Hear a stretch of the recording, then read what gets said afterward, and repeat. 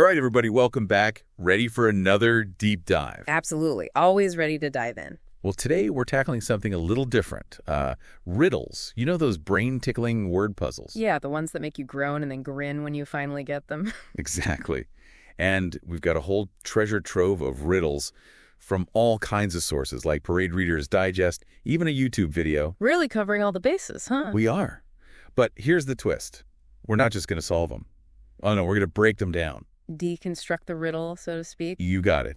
We'll figure out the wordplay, the trickery, the aha moment. Kind of like being riddle detectives. Exactly. So first, riddle up. What has to be broken before you can use it? Tough one. Right off the bat, let's see, a rebellious teenager's spirit.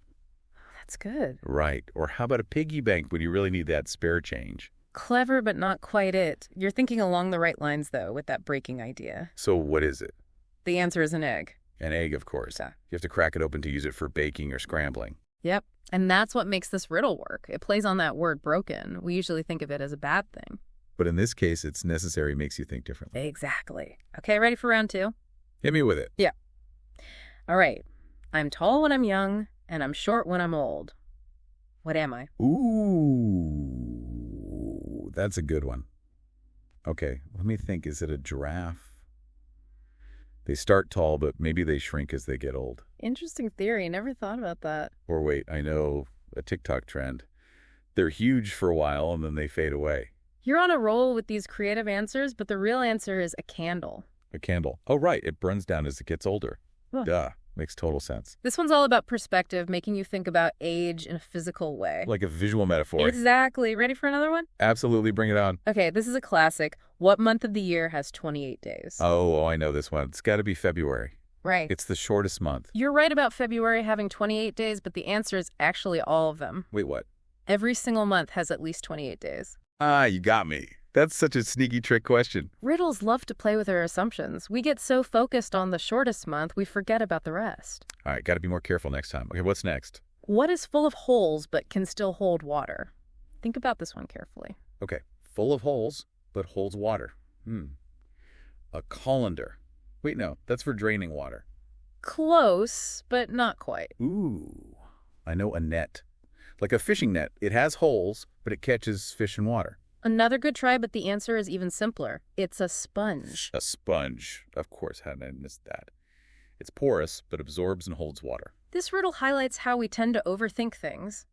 Sometimes the simplest answer is the right one. So true. All right, ready for the next challenge? All right, here it is. What question can you never answer yes to? That's a tricky one. Okay, let me think.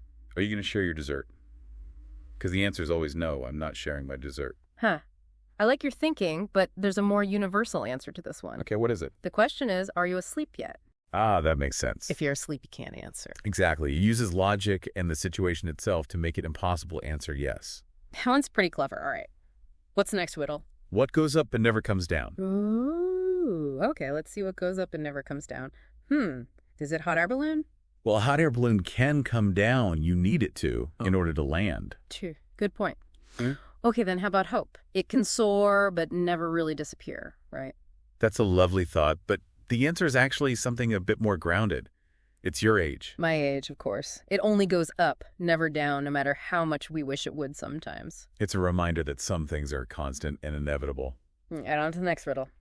A man who is outside in the rain without an umbrella or hat didn't get a single hair on his head wet. Way. Okay, think about this one carefully. I am. Okay, so he's outside in the rain, no umbrella, no hat, but his hair isn't wet. Was he wearing a giant plastic bag? Well, it's possible, but not the answer we're looking for. Oh, I know. Maybe he was hiding into something really big like a tree or maybe even a bus stop. Those are good guesses. But think about it this way. If the man has no hair on his head to get wet, then it wouldn't matter if he had an umbrella, a hat, or anything else covering his head. Oh my gosh, he was bald. The riddle totally tricked me into thinking about ways to stay dry. That's the beauty of riddles. They play with our expectations and make us focus on the wrong things. Okay, I'm ready for the next one. Hit me with it. What gets wet while drying? What gets wet while drying? Okay, this one's got me stumped. Is it a crying baby? They get tears all over when they're finally calming down. That's a sweet image, but not quite what we're looking for. Okay, What else gets wet while drying? Oh, I know, a painting. When you wash your brushes, the water gets colored. You're really thinking outside the box, but the answer is something you use every day. It's a towel. A towel, of course.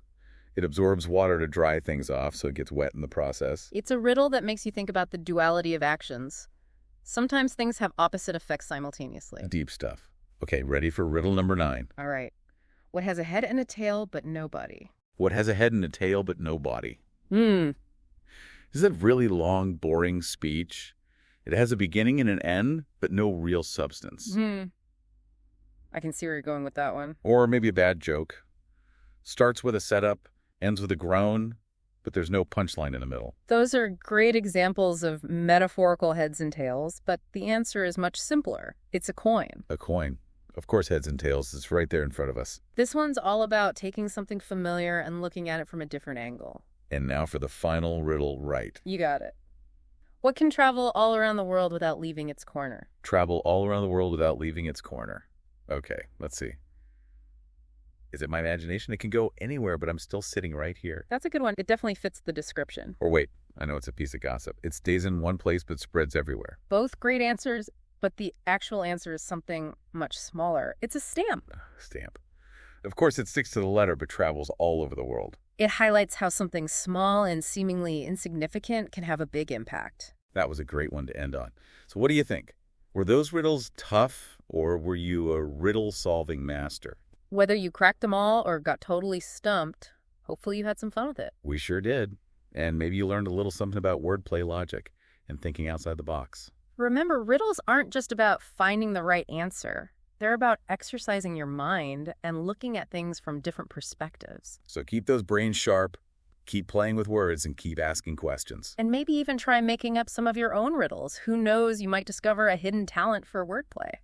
That's it for this deep dive into the world of riddles. Thanks for joining us. Until next time, happy riddling.